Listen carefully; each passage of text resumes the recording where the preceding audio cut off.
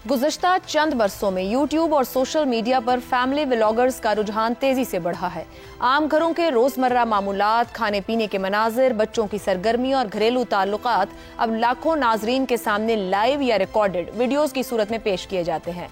ये व्लॉगर्स बज़ाहिर मासूमाना तफरी और फैमिली एंटरटेनमेंट के तौर पर शुरू हुए थे, लेकिन वक्त के साथ साथ इनके असरात माशरे की समाजी, अखलाकी और नफ्सियाती साख्त पर सवालिया निशान बन गए हैं। इब्तिदा में ये व्लॉग्स एंटरटेनमेंट या यादगार लम्हों के तौर पर देखे गए थे, लेकिन वक्त के साथ साथ ये महज कंटेंट नहीं रहा बल्कि इजी मनी और शोहरत के हुसूल की दौड़ बन गए हैं। बच्चे जो अभी शऊर की उम्र तक भी नहीं पहुंचे, कैमरे के सामने कंटेंट के तौर पर पेश किए जा रहे हैं। उनकी मासूमियत, प्राइवेसी, यहाँ तक कि उनके जज्बात तक को रेटिंग्स और लाइक्स के लिए इस्तेमाल किया जा रहा है। ये सूरत हाल न सिर्फ बच्चों के बुनियादी हुकूक की खिलाफ वर्जी है, बल्कि मुस्तकबिल में उनकी शख्सियत और नफ्सियात पर गहरे मनफी असरात डाल सकती है।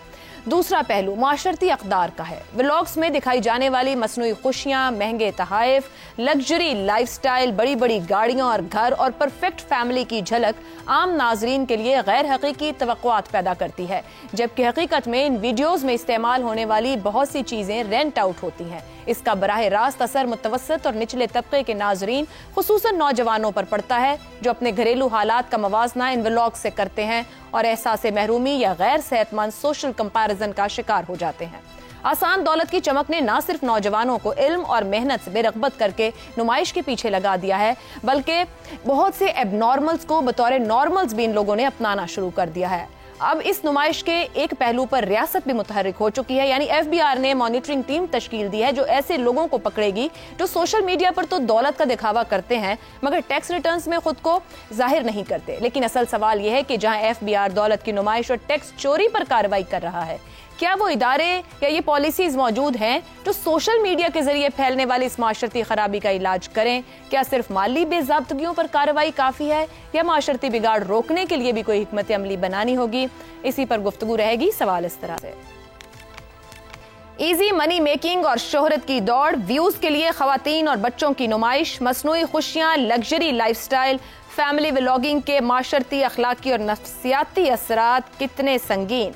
हसन निसार साहब।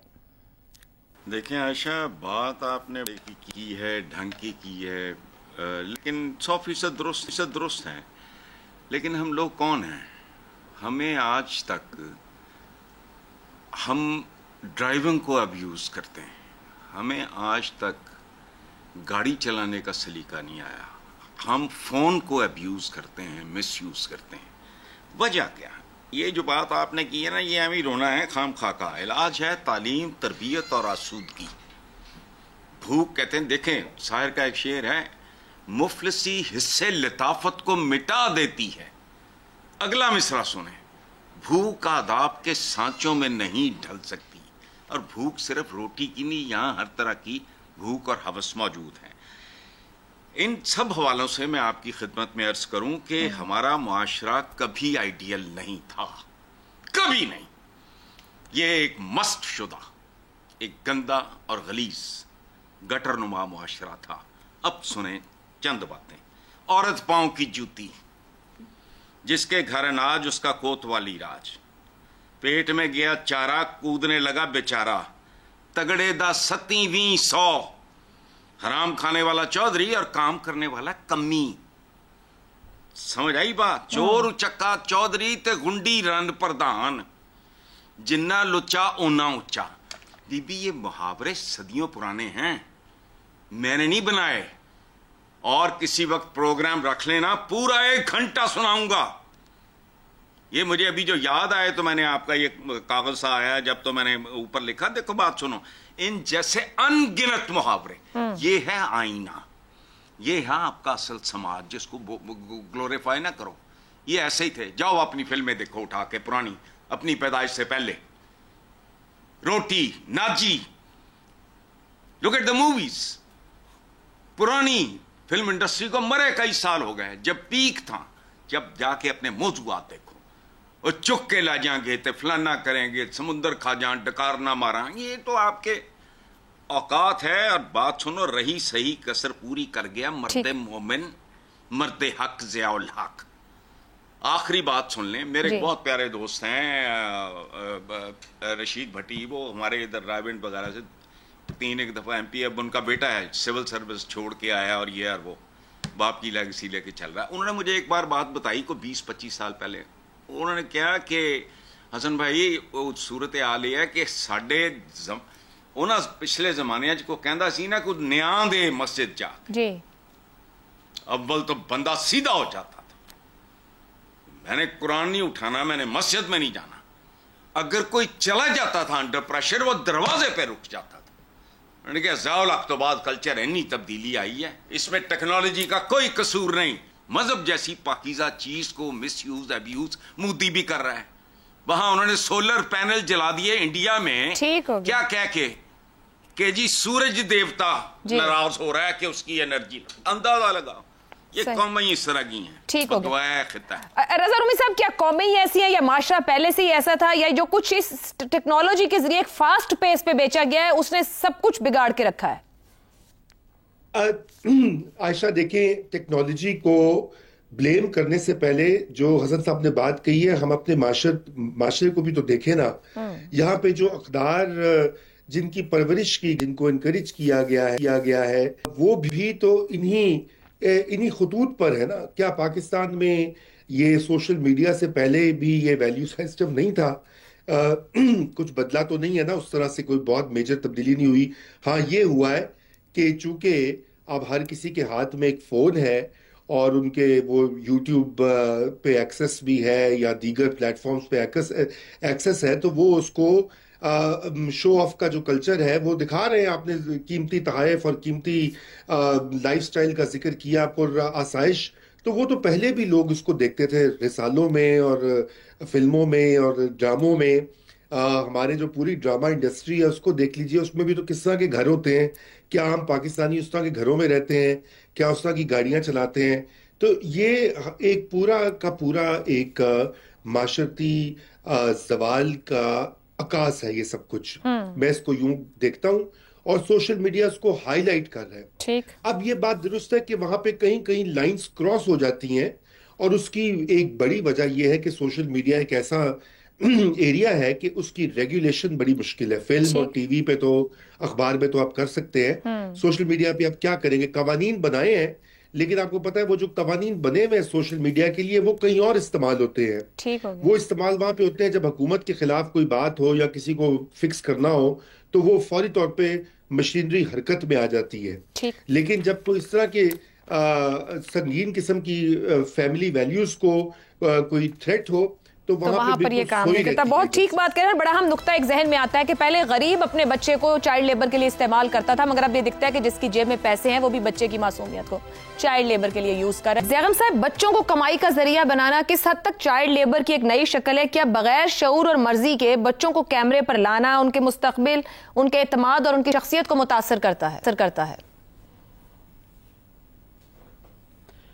عائشہ، بچوں کی کماڈیفیکیشن، یعنی ان کو ایسی چیز بنا دینا جو برائے فروخت ہو، یہ ہماری اس اٹینشن اکانومی کی بدترین چیز ہے. آپ اس میں خواتین کو بھی شامل کیجئے. دیکھیے، انسانی تہذیب کے تیسرے بڑے انقلاب سے ہم گزر رہے ہیں. سب سے پہلے جب انسان نے لکھنا سیکھا تھا، دوسری بات جب انسان نے پرنٹ کرنا سیکھا تھا، اور تیسرا انقلاب یہ ڈیجیٹل ریولوشن ہے. اور اتنے بڑے جب انقلاب آتے ہیں تو پھر معاشرے کیا، وہ تہذیب کی بنیادوں کو بھی ہلا کر رکھ دیتے ہیں، بلکہ توڑ کے رکھ دیتے ہیں. پوری تہذیبیں نئے سرے سے استوار ہوتی ہیں، اور شروع میں تو بڑی تباہی آتی ہے. دیکھیں، نیکسس میں نوآ حریری نے لکھا ہے کہ جب پرنٹنگ ایجاد ہوئی تھی تو 200 سال تک سب سے زیادہ چھپنے والی کتابوں میں وہ مینول تھا جو وچ ہنٹنگ کا تھا، کہ آپ ان خواتین کو کیسے پکڑیں گے جو اصل میں بھوتنیاں ہیں، اور پھر ان کو جلانا کیسے. ہم پرنٹنگ کو سمجھتے ہیں کتنی تعلیم اور تہذیب آئی ہے، شروع میں یہ بھی ہوا تھا.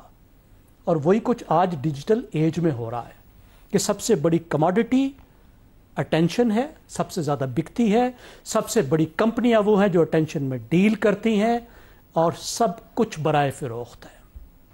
بچے بھی، خواتین بھی، رشتے بھی، بزرگ بھی، پیدائش بھی، موت بھی، ہر چیز ایک سین ہے. ہر چیز کے لیے توجہ چاہیے، اور اس توجہ کو لے کے ڈالر چاہیے. خاندانی رشتے، پبلک پرائیویٹ کی باؤنڈری ختم، وہ چیز جو پرائیویٹ ہوتی تھی وہ پبلک ہے. اور غیر خاندانی رشتے بھی جن کا تصور ہی نہیں کیا جاتا تھا کہ وہ کبھی پبلک میں لائے جائیں گے. چلیں پرائیویٹ میں تو ہوا ہی کرتے تھے, لیکن غیر خاندانی رشتے وہ بھی سین ہیں. نفسیات کے ساتھ کھلواڑ ہو رہا ہے, خاص طور پہ ینگ لوگوں کی خود اعتمادی ختم ہو رہی ہے, کیونکہ وہ مسلسل اس چیز سے اپنے آپ کو موازنہ کر رہے ہیں جس کا وجود ہی کوئی نہیں ہے. وہ اس خوشی کی تمنا کر رہے ہیں جو ہے ہی نہیں, جو جھوٹے طور پر ان کو دکھائی جا رہی ہے. لوگ کرائے کے گھر کو دکھا کے کہہ رہے ہیں یہ ہمارا گھر ہے. لوگ اس طرح اپنے آپ کو پورٹرے کر رہے ہیں کہ ان کی زندگی میں خوشی ہی خوشی ہے. بالکل. کیسے ممکن ہے کہ کسی بھی انسان کی زندگی میں خوشی خوشی ہو؟ سماجی نامز, وہ اصول جن پہ معاشرہ چلتا ہے, ٹھیک, وہ ٹوٹ رہے ہیں. سیاست میں جو تباہی آئی ہے آپ اس کو دیکھ لیجئے, کس طرح کی پاپولزم آئی ہے, کس طریقے کا زہر پھیلا ہے. تو ہمیں اس سے ڈیل کرنا سیکھنا ہے قوانین کے ذریعے بھی, خاص طور پر اس وقت بچوں کو بچا کے. درست ہو گیا زیغم صاحب, ضروری بھی ہے اور قانونی طور پہ آسان بھی ہے. Very valid. شہزاد صاحب, F B R luxury lifestyle کو مانیٹر کرنے تو جا رہا ہے, مگر کیا معاشرتی بگاڑ روکنے کے لیے کسی حکمت عملی کی ضرورت ہے, یا گو ود دا فلو کیونکہ اب ٹیکنالوجی ہے اور ضروری ہے تو چلیے اس کے ساتھ ہی چلتے ہیں؟ نہیں, سب سے پہلے تو یہ دیکھیں نا کہ انتہائی غربت, انتہائی بھوک کے اندر انسان کیا کرتا ہے, اپنا آپ بیچ دیتا ہے. تو یہاں سے شروع کریں کہ جو لوگ اور یہ جو غریب, اب تو غریب بیچارہ چھلانگ مار دیتا ہے بچوں سمیت, اپنی موت کو گلے لگا لیتا ہے. تو سب سے پہلے تو اس بھوک کا بندوبست کریں. جو یہ بھوک ایک دوڑ کی شکل میں اختیار بن جاتی ہے, وہ بعد میں آتے ہیں اس حصے پہ جو سوشل میڈیا سے متعلق ہے. لیکن بنیاد یہاں سے, اگر ایک معاشی طور پر اور ایک معاشرتی طور پر ہماری معیشت اس لیول کی ہو جہاں پر کہ ہم سب کو ایک سکون کی زندگی دے سکیں, ایک ماحول ایسا ہو جس میں پیسے کی دوڑ کی یہ بھوک ختم ہو جائے, تو میرا خیال ہے کہ کسی حد تک قابو پایا جا سکتا ہے. کردار کو بلڈ کرنے کی ضرورت ہے گفتار سے زیادہ. ایک تو یہ بات ہے. دوسری بات, آپ نے ایزی منی کا ذکر کیا کہ ایزی منی, بالکل ایزی منی. اور یہ کیوں ایزی منی آتی ہے؟ چند عرصہ پہلے, کچھ 100 سال پہلے, یعنی کم از کم کتنا 100 سال بھی نہیں ہوں گے شاید, کہ چین کے اندر افیم کا ایسا ڈال دیا گیا نشہ کہ کوئی کام کرتا ہی نہیں تھا. اور پاکستان میں اور خاص طور پر ٹیکنالوجی کے ساتھ کیا ہوا ہے کہ گفتار کے غازی ہم ایسے بنے کہ کردار کو بھول ہی گئے, اور اب گفتار بکتی ہے, اپنا آپ بکتا ہے. اب اور کی دوڑ ہے, ضروری نہیں ہے, بھوک کے لیے نہیں ہے, اور کی دوڑ کے اندر ہم مارے جا رہے ہیں. تو کہیں نہ کہیں پہ جو اپر لیول ہے اس کو اوپر بھی قدغن لگانی ہے, جو نچلا لیول ہے اس کو بھی اٹھانا ہے, ایک مڈل کلاس کو دوبارہ سے ری اسٹیبلش کرنا ہے, اگر آپ اپنے معاشرے کے کردار کو اور معاشرے کے جو ربط ہے اس کو قائم رکھنا چاہتے ہیں. ورنہ یہ سمجھ بکھرتا رہے گا. یا آج آپ ویلیو سسٹم کو لے کے بیٹھی ہیں, صرف کیا یہ ایک ویلیو سسٹم انڈر اٹیک ہے؟ میرے خیال میں تو ہر قسم کا ویلیو سسٹم انڈر اٹیک ہے. اور ہمیں سوچنا چاہیے کہ ہماری ان تمام کاوشوں کے باوجود جو اتنے سالوں سے ہم لگے ہوئے کرنے, کیا وجہ ہے کہ ہم معاشرے میں سدھار نہیں پیدا کر سکتے؟ صحیح. تو میرا خیال ہے کہ یہاں پہ نظر کریں, اپنے اندر نظر ڈالیں, آپ کو سارے جواب مل جائیں گے. ٹھیک ہو گیا جی.